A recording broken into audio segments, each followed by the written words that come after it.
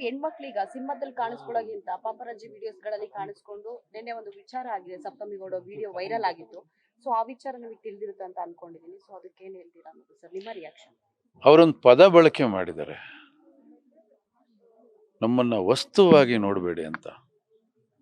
ಮಾನವ ಮರ್ಯಾದೆ ಇರೋರಿಗೆ ಇದು ಅರ್ಥ ಆಗಬೇಕು. ಹೆಣ್ಣು ಮಕ್ಕಳು ವಸ್ತು ಆಗಬಾರ್ದು. ವಸ್ತು ಅಂದ್ರೆ ಬಳಸ್ಕೊಳ್ಳೋದು. ತುಂಬಾ ಅರ್ಥ ಇದೆ ಅದು. ವ್ಯಕ್ತಿ ಬೇರೆ, ವಸ್ತು ಬೇರೆ.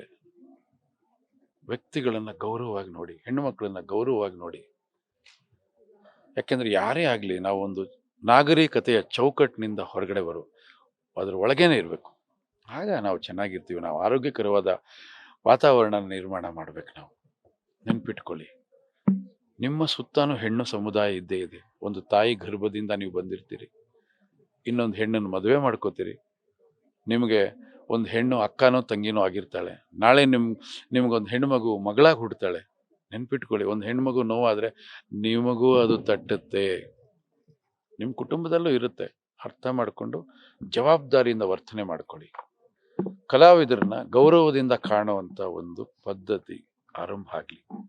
ಇತ್ತು ಅಣ್ಣವರು, ವಿಷ್ಣು ಸರ್, ಅಂಬರೀಷ್ ಸರ್, ದೊಡ್ಡ ದೊಡ್ಡ ನಾಯಕ ನಟಿಯರು ಎಲ್ಲರೂ ಇದ್ದಾಗ ಅವ್ರನ್ನೆಲ್ಲ ಬಹಳ ಗೌರವದಿಂದ ಕಂಡಿದೆ ಈ ಸಮಾಜ.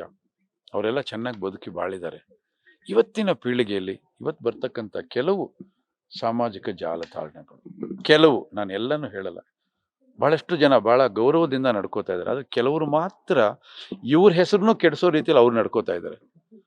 ಅವ್ರು ಸ್ವಲ್ಪ ಜವಾಬ್ದಾರಿಯಿಂದ ನಡ್ಕೋಬೇಕು ಅನ್ನೋದು ನನ್ನ ಸಂದೇಶ. ಬದಲಾಗಿ ದಯವಿಟ್ಟು. ಸರ್, ಈಗ ನಟಿಯರು ಬಟ್ಟೆ ಹಾಕೋದ್ರ ಮೇಲೆ ಕೂಡ ಒಂದಷ್ಟು ನೆಗೆಟಿವ್ ಕಮೆಂಟ್ ಗಳನ್ನು ಮಾಡ್ತಿರ್ತಾರೆ ಸರ್, ಅವ್ರಿಗೆ ಏನ್ ಹೇಳ್ತೀರಿ ಅಂತ?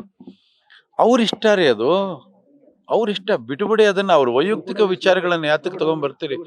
ಅವ್ರವ್ರ ಇಷ್ಟ ಅದು. ಅವ್ರಿಗೆ ಇಷ್ಟ. ಬಟ್ಟೆ ಶೋರೂಮ್ಗಳಲ್ಲಿ ಗೊಂಬೆಗಳಿಗೆ ಹಾಕ್ಬಿಟ್ಟು ಆಚೆ ಇಟ್ಟಿರ್ತಾರೆ. ನೋಡೋದಿಲ್ವಾ ನಿಂತ್ಕೊಂಡು ಸಿಗ್ನಲ್ ಅಲ್ಲಿ? ಅದನ್ನ ಕಮೆಂಟ್ ಮಾಡ್ತೀರಾ? ಬಿಟ್ಬಿಡಿ. ಅವ್ರವ್ರ ವೈಯಕ್ತಿಕ ವಿಚಾರ ಅದು. ಬಿಟ್ಬಿಡಿ ಅದನ್ನ. ಅವ್ರಿಗೆ ಯಾವ್ದು ಖುಷಿ ಆ ರೀತಿ ಬದುಕ್ಲಿ. ಅವ್ರ ಸ್ವಾತಂತ್ರ್ಯನ ಕಿತ್ಕೊಳ್ಳೋದಕ್ಕೆ ಇನ್ನೊಬ್ಬರಿಗೆ ಅಧಿಕಾರ ಯಾರು ಕೊಟ್ರು? ಅಲ್ವೇ? ಬೇರೆ ಭಾಷೆಯ ಸಿನಿಮಾಗಳಲ್ಲಿ ಬೇರೆ ಆ ತುಂಡು ಬಟ್ಟೆಗಳು ಹಾಕೊಂಡಾಗ ಹೋಗಿ ಕೂತ್ಕೊಂಡು ಗಾಂಧಿ ಕ್ಲಾಸಲ್ಲಿ ಕೂತ್ಕೊಂಡು ನೋಡ್ತೀರಿ, ಇನ್ನೂ ಚೆನ್ನಾಗಿ ಕಾಣತ್ತೇನೋ ಅಂತ. ಅದೆಲ್ಲ ನೋಡ್ತಾರಲ್ವಾ? ಬಿಟ್ಟುಬಿಡಿ. ಆ ಥರ ಇದ್ರೆ ನಮ್ಗೆ ಇಷ್ಟ ಅಲ್ವಾ ನಾವು ನೋಡೋದು ಬೇಡ. ನಮ್ಗೆ ಇಷ್ಟ ಇಲ್ವಾ ನಾವು ನೋಡೋದು ಬೇಡ. ಈಗ ನಮ್ಗೆ ಇಷ್ಟ ಇಲ್ವಾ ನಾವು ಅದನ್ನ, ಈಗ ನನ್ನ ಸಿನಿಮಾಗಳಲ್ಲಿ ನಾನು ತುಂಡು ಬಟ್ಟೆ ಹಾಕ್ಸೋದಿಲ್ಲ ನಾನು. ಅದು ನನ್ನ ಕಲ್ಚರ್ ಅದು. ಹಾಗಾಗಿ ಇನ್ನೊಬ್ಬರನ್ನ ನಾನು ಕಮೆಂಟ್ ಮಾಡಬಾರ್ದು. ಅವ್ರವ್ರ ಇಚ್ಛೆ, ಅವ್ರಿಗೆ ಇಷ್ಟ ಬಂದಂಗ ಉಡುಗೆ ತೊಡುಗೆ, ಆಹಾರ, ಪ್ರತಿಯೊಂದು ಕೂಡ ಅವರವರ ವೈಯಕ್ತಿಕ ವಿಚಾರಗಳು. ಅದನ್ನ ಪ್ರಶ್ನೆ ಮಾಡಕ್ ಯಾರಿಗೂ ಅಧಿಕಾರ ಇಲ್ಲ. ಪ್ರತಿಯೊಬ್ಬರಿಗೂ ಅವ್ರದೇ ಆದ ಸ್ವಾತಂತ್ರ್ಯ ಈ ಸಮಾಜದಲ್ಲಿದೆ. ಅವ್ರು ಹೇಗ್ ಬೇಕೋ ಆಗಿರ್ತಾರೆ. ನಿಮ್ಗೆ ಇಷ್ಟ ಅಲ್ವೋ ದೂರ ಇದ್ಬಿಡಿ. ಸಮಾಜವನ್ನು ಹಾಳು ಮಾಡುವಂಥದ್ದೇನಾದ್ರು ಪ್ರಕ್ರಿಯೆಗಳು ನಡೆದಾಗ ಖಂಡಿತ ದನಿ ಎತ್ತಿ ತಪ್ಪಿಲ್ಲ. ಸಮಾಜ ಶುದ್ಧವಾಗಿರ್ಬೇಕು. ಆ ವಿಚಾರದಲ್ಲಿ ರಾಜಿ ಇಲ್ಲ.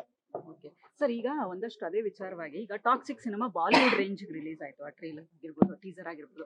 ಬಟ್ ಕೆಲವರು ಕಮೆಂಟ್ ಮಾಡೋದು ಅಂದ್ರೆ ನೆಗೆಟಿವ್ ಆಗಿ, ಅಂದ್ರೆ ಈ ತರದೆಲ್ಲ ಸೀನ್ಸ್ ಬೇಕಿತ್ತಾ, ನಮ್ಮ ಕನ್ನಡ ಇಂಡಸ್ಟ್ರಿಗೆ ಈ ತರದೆಲ್ಲ ಬೇಕಿತ್ತಾ, ಈ ತರದ ಸಿನಿಮಾ ಬೇಕಿತ್ತಾ ಅಂತ ಒಂದಷ್ಟು ಜನ ಕಮೆಂಟ್ ಹಾಕಿದ್ರು. ಇದ್ರ ಬಗ್ಗೆ ಏನ್ ಹೇಳಿ? ಸಿನಿಮಾ ಯಾರು ನೋಡಿದ್ರು? Cinema teaser.